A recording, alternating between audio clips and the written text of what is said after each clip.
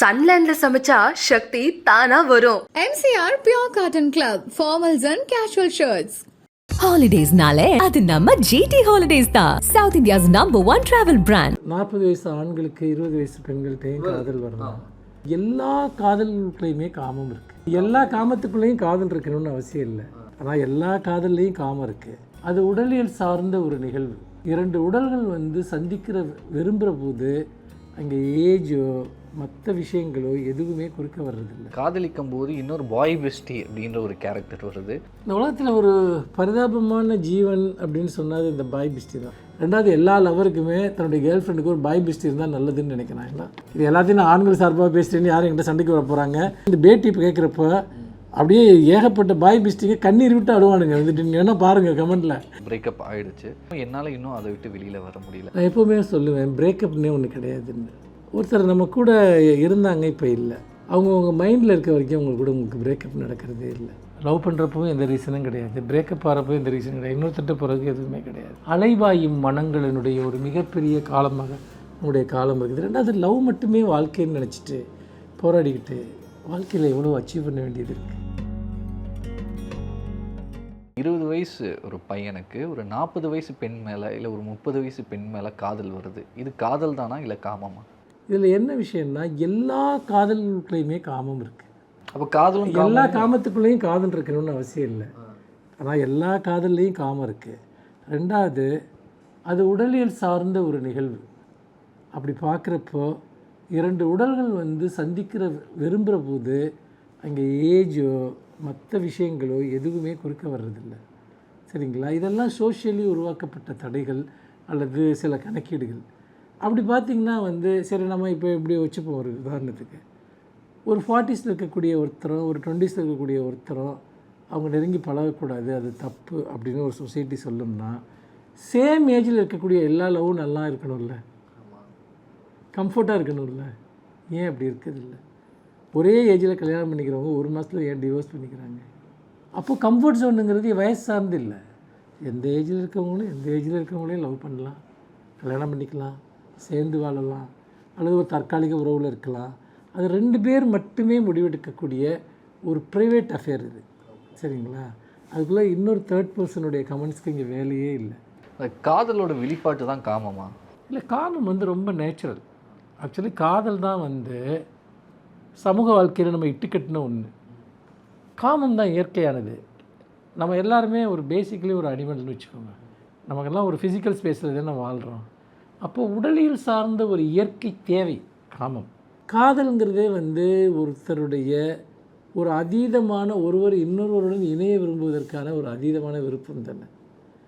அது சில சமயம் அது என்னென்னா, நம்ம இன்டர்ப்ரேட் பண்ணிக்கிறோம் நம்ம இஷ்டத்துக்கு. சில பேர் சொல்லுவாங்க இந்த காதலில் ஒரு துளி காமம் கிடையாது அப்படின்பா.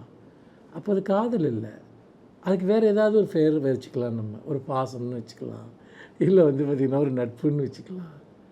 அப்போ காமங்கிறதே ஒரு உடலியல் சார்ந்த வேட்கை விளைவிலிருந்து உருவாகக்கூடிய ஒன்று. சரிங்களா? நம்ம எல்லா டேர்ம்ஸையுமே நம்ம ரொம்ப குழப்பிட்டோம், ரொம்ப அர்த்தம் இல்லாமல் ஆக்கிட்டோன்னு எனக்கு தோணுது. 2 பேர் காதலிச்சிட்ருக்காங்க. காதலிக்கும் போது இன்னொரு பாய் பெஸ்டி அப்படின்ற ஒரு கேரக்டர் வருது. அந்த காதலியே நாசமாக்கிடுது. இந்த உலகத்தில் ஒரு பரிதாபமான ஜீவன் அப்படின்னு சொன்னது இந்த பாய் பெஸ்டி தான். நான் இதை பற்றி ஒரு போயம் எழுதி ரொம்ப ட்ரெண்ட் ஆச்சு. அது என்ன ஆயிடுச்சுன்னு கேட்டிங்கன்னா, பயங்கர ட்ரெண்டாகி பயங்கர பலவிதமான விமர்சனங்கள். அதில் சில பெண் எழுத்தாளர்கள்லாம் கூட கோவிச்சுக்கிட்டாங்க, இது ஆணின் பார்வையிலிருந்து எழுதப்பட்டது அப்படின்ட்டு. அது ஆனால் என்ன விஷயம்னா, அது அப்படி இல்லை. இந்த பாய் பெஸ்டிங்கிற கேரக்டர் எங்கே வருது அப்படின்னா, ஒரு சப்போர்ட்டிவ் கேரக்டர், ஒரு துணை கதாபாத்திரம். அதாவது செகண்ட் ஹீரோ இதெல்லாம் பார்ப்பீங்க இல்லையா, அது மாதிரி ஒரு துணை கதாபாத்திரம். இந்த துணை கதாபாத்திரத்தினுடைய வேலை என்னென்னா, ஒரு காதலன் அல்லது கணவன். பெண்களில் பாய் பெஸ்டிஸ் இருக்காங்களான்னு எனக்கு தெரியாது, ஒரு சில பேர் இருக்காங்க. அப்போ பாய் பெஸ்டி என்னன்னு கேட்டிங்கன்னா, இப்போ உதாரணமாக ஒரு பொண்ணு பார்த்திங்கன்னா, ஒரு கம்பெனி தேவைப்படுது வெளியே போகிறதுக்கு. முக்கியமாக அவங்ககிட்ட பைக் இருக்கணும், கொஞ்சம் ஸ்பெண்ட் பண்ணக்கூடிய ஆளாக நீங்கள் இருக்கணும். அப்புறம் அவங்களுக்கு சப்போர்ட், அன்றாட வாழ்க்கையில் சப்போர்ட்டிவாக சில வேலைகளை செய்யணும். அப்புறம் அவங்க யார் கூடவாவது ரொம்ப ஒரு லவ் அவங்களுக்கு பிரேக்கப் ஆகும். அப்போ அவங்கள கன்சோல் பண்ணுற ஒரு ஆளாக நீங்கள் இருக்கணும். பரவாயில்லம்மா, வாழ்க்கைன்னா இப்படி தான், அப்போ உங்களுக்கு உள்ளுக்குள்ளே ஃபயர் ஆகும் வந்துட்டு நானும் ஒரு ஆள் இருக்கேன், அது உங்களுக்கு மைண்ட்லேயே இதாக இல்லையா? யாரோ ஒரு பொறுக்கி போயிட்டு வந்து பார்த்திங்கன்னா நீ இந்த மாதிரி வந்துட்டு அவன் அதை இப்படி என்னை ஏமாற்றிட்டான்னு என்கிட்ட வந்து சொல்கிறீன்னு உங்களுக்குள்ளே கொதிக்கும். ஆனால் நீங்கள் அதை காட்ட மாட்டீங்க. பரவாயில்ல, நம்ம எப்போ நான் அவன் கூட இருக்கேன்ல, சப்போர்ட்டிவாக வாழ்க்கையில். ஆமாம், ஆனால் அதை காட்டிக்காமல் இருக்கவன் தான் பாய் பெஸ்டி. அவன் ஒருபோதும் வந்து பார்த்திங்கன்னா நீ வந்து உன்னை நான் வந்து ரொம்ப லவ் பண்ணுறேன், நம்ம கல்யாணம் பண்ணிக்கலான்னு சொல்ல மாட்டான். ஆனால் அதற்கான எல்லா ஆயத்தங்களோடும் இருப்பான். அவங்க எங்கே போகணுமோ கூட போவான், அவங்க லவருக்கு வந்துட்டு அவன் சரக்கு வாங்கிட்டு வருவான், 3 பேரும் கூட சேர்ந்து குடிப்பாங்க. இதெல்லாம் வந்து பார்த்திங்கன்னா ஒரு வாழ்க்கை முறைக்குள்ளார, அதாவது நான் கூட ரொம்ப அன்பாக இருப்பேன், ஆனால் செக்ஷுவலாக உன்னை வந்து நான் அப்ரோச் பண்ண மாட்டேன். சரியா? சின்ன சின்ன தொடுதல்கள், சின்ன சின்ன வந்து பார்த்திங்கன்னா ஒரு பக்கத்தில் உட்காந்துருக்குது, அந்த மாதிரி அப்படி ஏதாவது ஒரு மிக்சர் சாப்பிட்டுட்ருப்பாங்க. இதில் என்ன விஷயம்னா, இப்படி நிறைய பேர் இருக்கான். எப்படி ஒருத்தன் பாய் பெஸ்டியாக உருவாகிறான் அப்படிங்கிறத ஒரு ஆராயப்பட வேண்டிய செய்தி.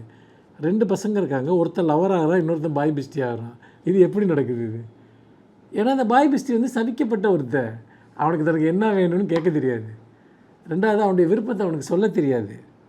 ஆனால் அப்படி பேச தெரியாதனாலையும் சொல்ல தெரியாதனாலுமே தான் என்னைக்காவது ஒரு நாள் காதலனாக அங்கீகரிக்கப்படுவோம் என்கிற நம்பிக்கையை உள்ளே வைத்துக்கொண்டு வாழக்கூடிய ஒரு பரிதாபத்திற்குரிய ஜீவன் தான் பாய் பெஸ்டி. மொத்தம் பாய் பெஸ்டியாகவே இருக்குதுங்கிறது அது வாழ்க்கை ஒரு துரதிஷ்டம் தான். இந்த பாய் பெஸ்டி கேரக்டர் ஒரு காதலுக்குள்ளே இருக்கும்போது அந்த பொசசிவ்னஸ் அப்படின்ற ஒரு விஷயம் வந்து எல்லாரோட லவ் பண்ணுற எல்லாருக்குள்ளேயும் இருக்கும் இல்லையா? இதை பற்றி என்ன? அது எப்படின்னு கேட்டிங்கன்னா, யாருடைய பொசசிவ்னஸை சொல்கிறீங்க? லவரோட பொசசிவ்னஸை சொல்கிறீங்களா? ஃபஸ்ட் லவரோடைய தெரிஞ்சுக்கலாம். லவருக்கு என்ன பண்ணுன்னு கேட்டேன்னா, அவனுக்கு செய்ய முடியாத சில உதவிகள் எல்லாம் இவன் செஞ்சுக்கிட்டு இருப்பான் அந்த பொண்ணுக்கு. சரிங்களா? அதனால் அவன் இவனை அதிகமாக கண்டுக்க மாட்டான். ஆனால் ஒரு சின்ன டவுட் இருக்கும், புரியுதுங்களா? அவங்க கூட எவ்வளோ க்ளோஸாக பழக வேணான்னு சொல்ல மாட்டான். அவங்க கூட அதிகமாக வச்சுக்காத, அவனை பார்க்குற பார்வையே சரியில்லை, இப்படிலாம் சொல்லுவான். ஆனால் பெருசாக எதிரியாக நினைக்க மாட்டான். 2வது, எல்லா லவருக்குமே தன்னுடைய கேர்ள் ஃப்ரெண்டுக்கு ஒரு பாய் பெஸ்டி இருந்தால் நல்லதுன்னு நினைக்கிறான். ஏன்னா அவங்க டிமாண்ட் பண்ணுற டைமை அவ்வளோ வந்து இவனால் கொடுக்க முடியாது. இது எல்லாத்தையும் நான் ஆண்கள் சார்பாக பேசுகிறேன்னு யாரும் என்கிட்ட சண்டைக்கு வர போகிறாங்க. பெண்களே அது அப்படியே ரிவர்ஸாக பார்த்தாலும் இதே விஷயந்தான். அப்போ என்னன்னு கேட்டிங்கன்னா, கொஞ்சம் வந்து சரி நம்ம வேலையாக பிஸியாக ஆஃபீஸில் இருக்கோம், அப்போ நீ கொண்டு வந்து பீச் வரைக்கும் கூப்பிட்டு வாங்கல அப்படின்னு இவனே கூட ஃபோன் பண்ணி சொல்லுவான். இதெல்லாம் வந்து ஒரு ஃப்ரெண்ட்ஷிப்புங்கிற மாதிரி அது போய்ட்டு வந்துட்டு. ஆனால் பாய் பெஸ்டியோட பொசசிவ்னஸ் இருக்குல்ல, அதுதான் ரொம்ப துன்பமானது. வாய் விட்டு சொல்லவும் முடியாது, இதுவும் பண்ண முடியாது. 2வது, இந்த லவரோடு இருக்க பிரச்சனைகள் எல்லாம் இவன் வந்து இவங்ககிட்ட சொல்லிகிட்டே இருப்பான். உண்மையான சித்திரவதைங்கிறது அதுதான். சரியா? இப்போ இவன் வந்து பார்த்திங்கன்னா அவன் என்னை அப்படி இது திட்டினான், இப்படி பேசினான், அவங்க வீட்டில் வந்து என்னை பற்றி சொல்ல மாட்டேங்கிறான், ஏன்னா அவன் என்னை புரிஞ்சிக்க மாட்டேங்கிறான், நான் மிஸ்யூன்னு அவனுக்கு மெசேஜ் அனுப்பிச்சா பதிலுக்கு மிஸ்யூ சொல்ல மாட்டேங்கிறான், இப்படிலாம் இவங்ககிட்ட சொல்லிக்கிட்டு இருப்பான் பாய் பெஸ்டிக்கிட்ட. என்ன என் எமோஷனை அவன் புரிஞ்சிக்க மாட்டேங்கிறான்னு இவன் இங்கே சொல்ல முடியாத ஒரு எமோஷனோட தத்தளிச்சுக்கிட்டு இருப்பான். புரியுதுங்களா? இதெல்லாம் இந்த பேட்டி இப்போ கேட்குறப்ப அப்படியே ஏகப்பட்ட பாய் பெஸ்டிங்க கண்ணீர் விட்டு அழுவானுங்க. வந்துட்டு நீங்கள் வேணால் பாருங்கள் கமெண்ட்டில், ஏண்டா உங்களுக்கு ஒரு கண்ணீர் விட்டு அழுறானுங்களா இல்லையான்னு பாருங்கள், எப்படா இந்த ஆளுக்கு இதெல்லாம் தெரிஞ்சுதுன்னு. அந்த மாதிரி அவன் வந்து குமுறுவான். ஒரு ஆணோட பொசசிவ்னஸ் எப்படி இருக்கும்னா, அந்த லவ்வரை தான் லவ் பண்ணுற பொண்ணை வந்து நீ வந்து இந்த பையன் கூட பேசாத, ஏன்னா அந்த பையனை பற்றி எனக்கு தெரியும், பசங்களை பற்றி எனக்கு தெரியும், பசங்க எப்படி பார்ப்பாங்கன்னு தெரியும், நீ இந்த மாதிரி ட்ரெஸ் பண்ணாத அப்படின்ற மாதிரி இருக்குது. இதே பெண்ணோட பொசசிவ்னா, நீ ஒரு பொண்ணை எடுத்து பார்த்தாலே தப்பு தான், நீ ஒரு பொண்ணு கூட ஹாய் ஹலோ அப்படின்னு சொன்னாலே தப்பு தான் அப்படின்ற ஒரு விஷயமும் இருக்கு இல்லையா? இது ரெண்டுக்கும் பின்னாடி இருக்குது ஒரே ஒரு விஷயந்தான், இன்செக்யூரிட்டி. இப்போ எனக்கு ஒரு தன்னம்பிக்கை இருக்குதுன்னு வச்சுங்க, என் லவ்வை தாண்டி நீ இன்னொருத்தரை நேசிக்க முடியாது. நான் எப்போவுமே இப்போ ஒருத்தர் நான் லவ் பண்ணுறேன்னா நான் ஒரு வார்த்தை தான் திரும்ப திரும்ப சொல்லுவேன், என்னை விட பெஸ்ட்டாக ஒருத்தன் உன்னை லவ் பண்ணவே முடியாது, நீ வேணால் ட்ரை பண்ணி பாருன்னு நான் சேலஞ்ச் பண்ணுவேன். நீ யார் கூடாது ஒரு லவ்வில் இருந்து பாரு, என்னை விட பெஸ்ட்டாக உன்னை எவனும் லவ் பண்ண முடியாது, எவனும் கேர் பண்ண முடியாதுன்னு. அப்போ வந்து பார்த்திங்கன்னா எனக்கு இப்போ நான் என்னுடைய ஒரு நிலையிலேருந்து நான் அதை எப்படி பார்ப்பேன்னா, எனக்கு வந்து நான் ஒரு முழுமையான தன்னம்பிக்கையோடு இருக்கக்கூடியவன். அப்புறம் வந்து யார் என்னோட பெஸ்ட்டாக ஒரு ஆள் இல்லைன்னு நான் நினைக்கக்கூடியவன். அப்போ அது என்னென்னு கேட்டிங்கன்னா, எனக்கு வந்து எந்த ஒரு டிஸ்டர்பன்ஸும் எனக்கு மோஸ்ட்லி வராது. அதே சமயத்தில் நான் முற்றிலும் தன்னம்பிக்கை இல்லாதவன்னு வச்சுங்க, இந்த பொண்ணு எந்த நிமிஷம் வேணாலும் நம்மளை விட்டுட்டு போயிடும், டக்குன்னு ஆழ மாற்றிடும், இதே டவுட்டு. அதே தான் பொண்ணுங்களுக்கும், நீ அவகிட்ட இவகிட்ட பேசுகிறேன்னா எந்த நேரம் வேணாலும் இவன் சுவிட்ச் ஓவர் ஆகிடுவாங்கிறது. தன்னை பற்றினா எந்த தன்னம்பிக்கையும் இல்லாது. நான் என்ன சொல்லுவேன்னா, சுவிட்ச் ஓவர் ஆனாங்கன்னா ஆகட்டும், அதை பற்றி ஒன்றுமே இல்லை, அந்த ரிலேஷன்ஷிப்போட டைம் முடிஞ்சிச்சின்னு அர்த்தம். எது டாக்ஸிக்னு குறிக்குது? இல்லை, அதுக்கப்புறம் நீங்கள் என்ன பண்ணுவீங்கன்னா, இந்த ரிலேஷன்ஷிப்பை தக்க வைக்க போராடுவீங்க, அதிகமாக உங்களை நிரூபிக்க போராடுவீங்க. அதிகமான அன்பு காட்டினா திரும்ப பழையபடி அவங்க அன்பாக இருப்பாங்க. அப்படிலாம் ஒன்றுமே கிடையாது. ஒருத்தர் மூவ் ஆன் பண்ண ஆரம்பிச்சிட்டாங்கன்னா அந்த கால்கள் நிற்காது. அந்த ட்ரெயினை நீங்கள் நிறுத்த முடியாது. அந்த ட்ரெயின் அந்த பாதையில் போய் தான் ஆகும்.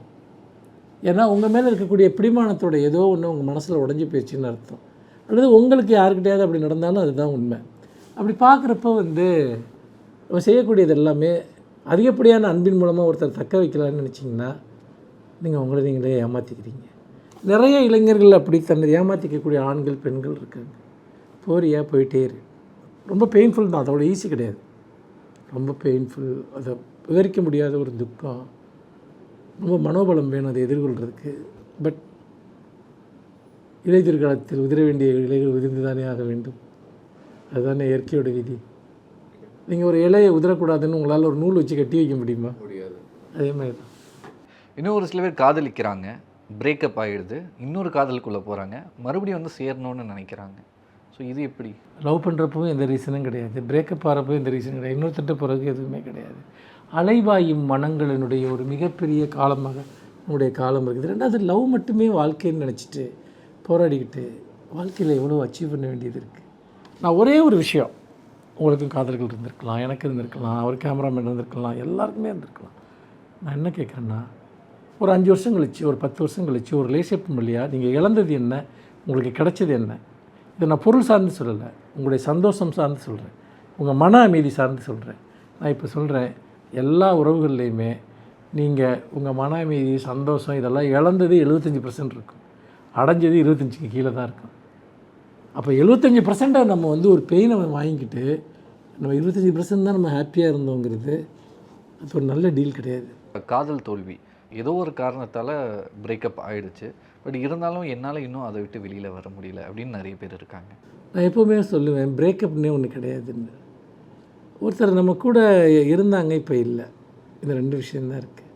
அவங்கவுங்க மைண்டில் இருக்க வரைக்கும் உங்களுக்கு பிரேக்கப் நடக்கிறதே இல்லை. காதல் வாழும் அப்படிங்கிறதுனுடைய பொருள் என்னென்னா, காதல் அழிவற்றதுங்கிறதுனுடைய பொருள் என்னென்னா, காதல் எப்போதும் நம் ஞாபகங்களில் இருக்கும். ஒரு காதலோ ஒரு உறவோ அது நம் ஞாபகங்களில் இருக்கும் என்று சொல்வதாக நான் எடுத்துக்கொண்டால் நீங்கள் அந்த ஆரம்பத்தை சொன்னது சரி. நிஜ வாழ்க்கையில் காதல் வாழ்கிறதுங்கிறது பெரும் போராட்டம்.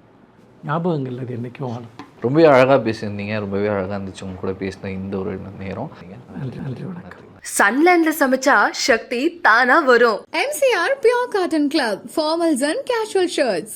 Holidays nale adu namma GT Holidays da, South India's #1 travel brand.